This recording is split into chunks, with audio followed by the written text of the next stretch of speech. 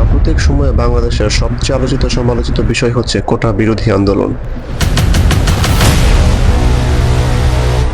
এই আন্দোলন শুধু আমার আর আপনার নয়, এই আন্দোলন সমগ্র জাতির।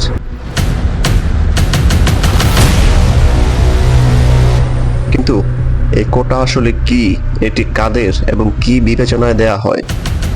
কোটা ব্যবস্থা কি কোনো যৌক্তিকতা বহন করে, অথবা কোটা বিরোধী আন্দোলনই বা কতটা যৌক্তিক? তাই আলোচনা করা হবে আজকের ভিডিওটিতে।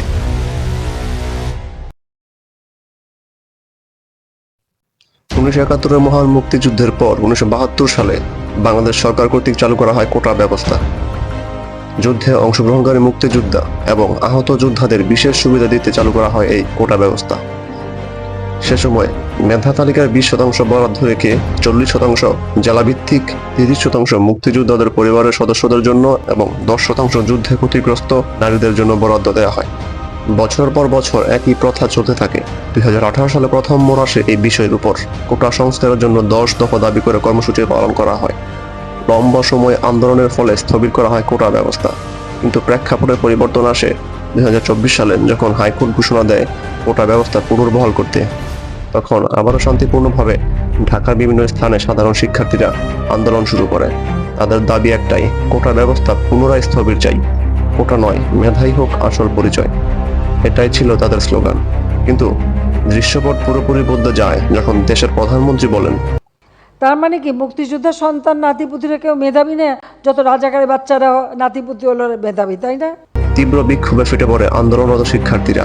ক্রমান্বয়ে আন্দোলন ছড়িয়ে পড়ে সারা দেশে। রাতারাতি বদলে যেতে শুরু করে দেশের পরিস্থিতি। বিক্ষোভ ছড়িয়ে পড়ে সাধারণ জনগণের মধ্যেও। ঠিক এই সময় বিক্ষোভ ঠেকাতে ময়দানে নামে ছাত্রলীগ নামে এক রাজনৈতিক দল। বলা যায় এটা সরকারের এক প্রকার ভুল সিদ্ধান্ত হয়েছিল। সাধারণ শিক্ষার্থীদের উপর একের পর এক হামলা পরিস্থিতি করে তোলে আরো ঘুলটে। হাজার হাজার সাধারণ শিক্ষার্থী আহত হয়, এমনকি প্রাণহানির ঘটনাও নেহাত কম নয়। এখন প্রশ্ন হচ্ছে, কোটা বিরোধী আন্দোলন কি আসলে যৌক্তিক? উত্তর হচ্ছে হ্যাঁ। দেশে প্রতি বছর স্নাতক শেষ করে প্রায় 5 লক্ষ শিক্ষার্থী, আর সরকারি চাকরির আসন সংখ্যা মাত্র 3000, যেখানে 56% আসন চলে যায় বিভিন্ন কোটাধারীদের কাছে। আর এ কারণে বহু যোগ্য লোক তার মেধার মূল্যায়ন পায় না, যার ফলে বেকারত্ব বাড়ে হাহাকার। এক পরিসংখ্যানে দেখা গিয়েছে বর্তমান বাংলাদেশে শিক্ষিত বেকারের সংখ্যা 20 লাখের বেশি, এবং প্রতি বছর প্রায় 3 লাখ নতুন বেকার তৈরি হচ্ছে। বিশ্ববিদ্যালয়ের গণ্ডি পেরিয়ে একটি সুরক্ষিত সরকারি চাকরির দিকে ঝুঁকে লাখো মানুষ। যদি মেধাবীদের চেয়ে কোটাধারীদের অগ্রাহ্য বেশি দেওয়া হয়, ঠিক তখনই বাধে বিপত্তি। এ কারণেই বর্তমান দেশের এমন পরিস্থিতি। পৃথিবীর অন্য কোনো দেশে এত কোটার প্রচলন নেই, কিন্তু বাংলাদেশে কোটার নামে চলে প্রকৃত মেধার অবমূল্যায়ন।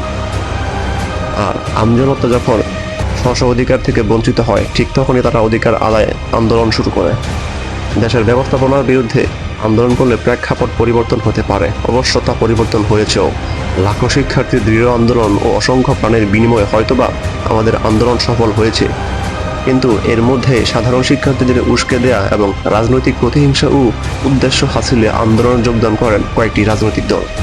দেশের গুরুত্বপূর্ণ অবকাঠামো ভাঙার পাশাপাশি লুটপাট করা হয়। আন্দোলনের নামে দেশের গুরুত্বপূর্ণ অবকাঠামো ক্ষতিগ্রস্ত করার ফলে ভুগতে হবে আমাদেরকেই।